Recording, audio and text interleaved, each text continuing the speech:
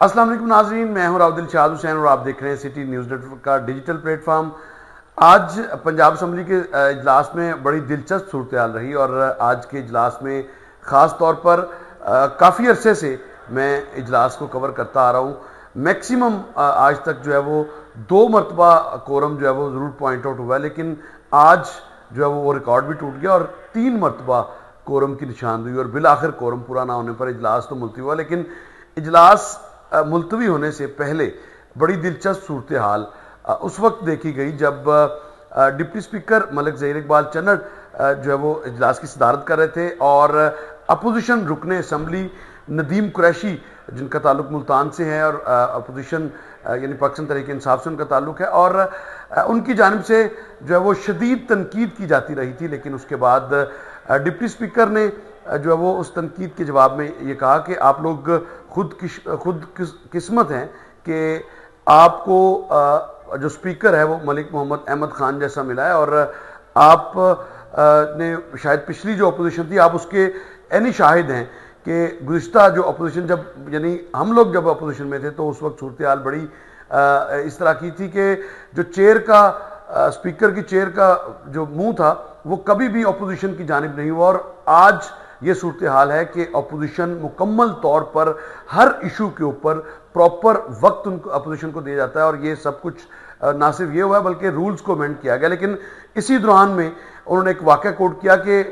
Deputy speaker Zaheer Iqbal चन्नड़ ने यह वाक़या कोट किया कि हमें वो दिन भी याद है जब गुजरात के गुंडे इस असम्बली में दाखिल होते थे और हम पर तशद्दुद करते थे, जिस पर माहौल जो है वो खासा गर्म हुआ और ना सिर्फ गर्म हुआ बल्कि अपोजिशन और हुकूमती अरकान आमने सामने हुए, शदीद नारेबाजी एक दूसरे के खिलाफ, एक दूसरे की क़यादत को जो चोर चोर के नारे भी लगाए गए उनके क़यादत के हवाले से। और इस पर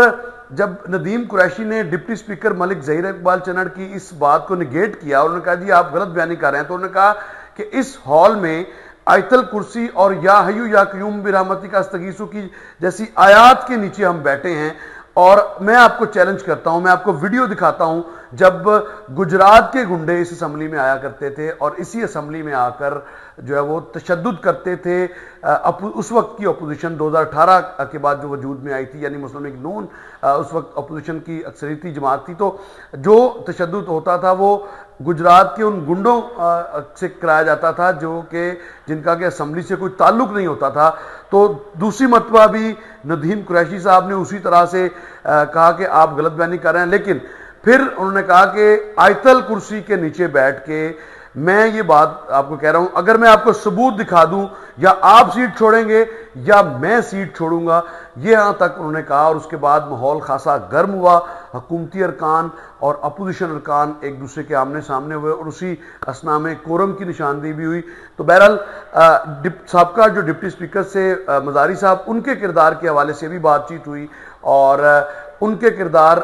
उनका किरदार बाइस्ड कहा गया आज की जो अपोजिशन थी। हालांकि वो आज की जो अपोजिशन है उस वक्त की हुकूमत थी और उनके वो डिप्टी स्पीकर थे, लेकिन ज़हीर इकबाल चन्नड़ खासे जज्बाती हुए। वो बार बार ये कहते रहे कि मेरा ये मनसब मुझे ये इजाज़त नहीं देता, लेकिन ये हकाइक हैं। उन्होंने नाम ले लेकर कहा, उन्होंने कहा समीउल्लाह खान साहब आप इस बात के गवाह हैं। इवन देन के अपोजिशन के जो अरकान थे जिनमें खुद नदीम कुरैशी साहब और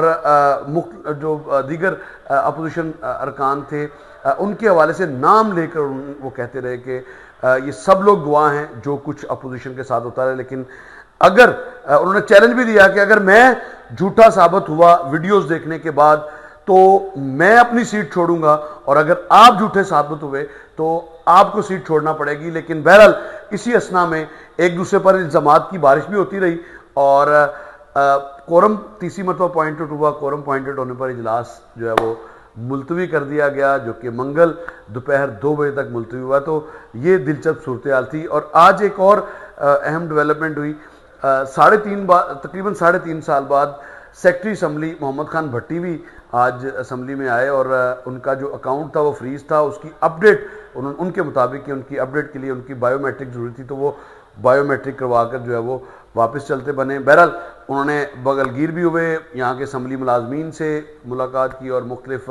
जो अहलकार मौजूद थे उनके साथ बगलगीर होते हुए, हाथ हिलाते हुए वो भी यहाँ से चलते बने। बहरहाल आज हुकूमत का जो एजेंडा था तकरीबन 12 से 13 कवानीन थे जो कि कोरम की नज़र हुए हैं और हुकूमत कोरम पूरा करने में 2 मरतबा कामयाब रही, लेकिन तीसरी मरतबा हुकूमत